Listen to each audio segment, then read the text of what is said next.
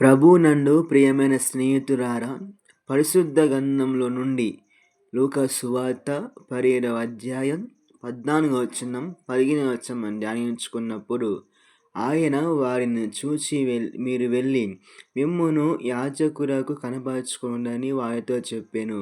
వారు వెళ్ళుచుండగా శుద్ధురైరి. వారిలో ఒకరు తనకు స్వస్థత కలుగుట చూచి గొప్ప శబ్దముతో దేవుని మహిమపరచుచు తిరిగి వచ్చి ఆయనకు కృతజ్ఞతాస్తుతులు చెల్లించుచు ఆయన పాదముల యొద్ద సాగిలపడెను. వారు సమరయులు. ప్రభునందు ప్రియ స్నేహితులారా, మన ఇక్కడ వాక్యాన్ని మనం గమనించినప్పుడు యేసు ప్రభు దగ్గరికి 10 మంది కుష్ఠరోగులు వచ్చారు. కానీ ఆ 10 మంది అందరూ శుద్ధులయ్యారు. కానీ 10 మందిలో ఒక్కరైనటువంటి ఒక సమరయుడు, వారు అన్యులు, యేసు ప్రభు వారు అంటే తెలియదు కనుక ఈ యొక్క సమరయుడు వెళ్ళి యేసు ప్రభు దగ్గరకు వచ్చి తనకు కలిగిన స్వస్థత బట్టి, తనకు కలిగినటువంటి మేలును బట్టి, యేసు ప్రభు తనకు చేసిన కార్యాన్ని బట్టి యేసు ప్రభు దగ్గరికి సాగిలపడి కృతజ్ఞతాస్తుతులు చెల్లించాడు. కాబట్టి మనము కూడా అన్యుడైన సమరయుని వలె దేవుని మహిమపరచాలి, ఆయనకు కృతజ్ఞతాస్తుతులు చెల్లించాలి.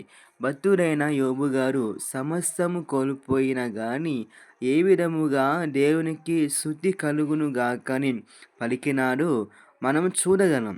ప్రతి విషయంలోనూ, అన్ని కార్యములలోనూ, అన్ని సమయముల యందు దేవునికి కృతజ్ఞతాస్తుతులు చెల్లించాలి.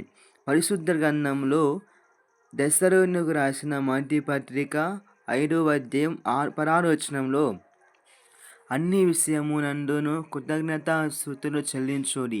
కాబట్టి మనము కూడా ప్రతి విషయంలో, అన్ని విషయముల యందును కృతజ్ఞతాస్తుతులు చెల్లించాలి.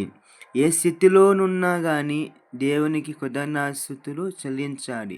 ఇలాగ చేయుట యేసుక్రీస్తునందు మీ విషయంలో దేవుని చిత్తము కనుక యొక్క సమరయుడి వలె మనము కూడా ప్రతి విషయంలోనూ, అన్ని విషయంలోనూ, వ్యాపార విషయమే కావచ్చు, చేతి విషయమే కావచ్చు, వైద్య విషయమే కావచ్చు, నీకు కలిగిన ప్రతి స్థితిలో, అన్ని విషయముల యందు మనము దేవునికి కృతజ్ఞతాస్తుతులు చెల్లించాలి. కాబట్టి మనము దేవుని చిత్తాన్ని జరిగించి కృతజ్ఞతాస్తుతులు చెల్లించి ప్రభు రాకడకు మనము సిద్ధపడుదాం. కృతజ్ఞతతో స్తుతి